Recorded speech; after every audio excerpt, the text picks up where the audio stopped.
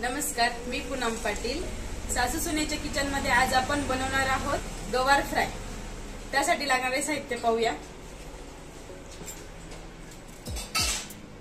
ही गवार आहे, स्वच्छ धुवून घ्यायची आहे आणि हिच्या बारीक अशा साईडचं काढून अशा उभ्या त्याच्या फोडी करून घ्यायच्या आहेत बारीक.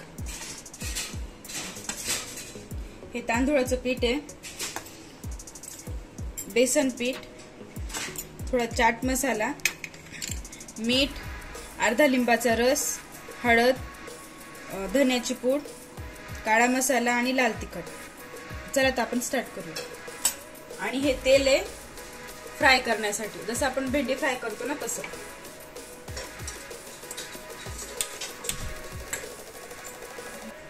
तेल तापतंय तोपर्यंत आपण याचं मिश्रण तयार करून घेऊया. बेसन पीठ टाकलंय आपण थोडस, तांदूळाचं पीठ ते थोडस असं कडक व्हायसाठी, आणि बाकीचे मसाले.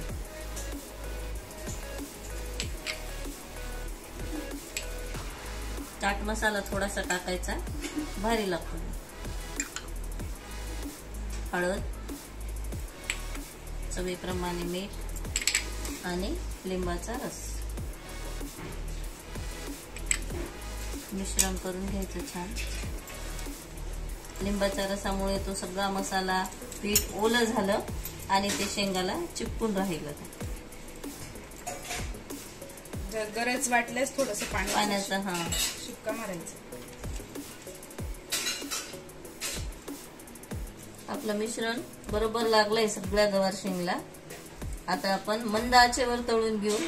फास्ट गॅसवर तळलं ना सगळं हे मसाला तो निघून जाईल. त्याच्यामुळे आपण कमी तेल गरम झालंय, पण ते एकदम नाहीये खूप. गॅस एकदम कमी आहे. तू देऊ एकदम धीमे याच्यावर. आपल्या शेंगा फ्राय झालाय बघा, छान शेंगा पण शिजलाय आणि त्याचे स्टफिंग पण छान झालंय. गॅस बंद करायचा. शेंगा काढून घेतल्या.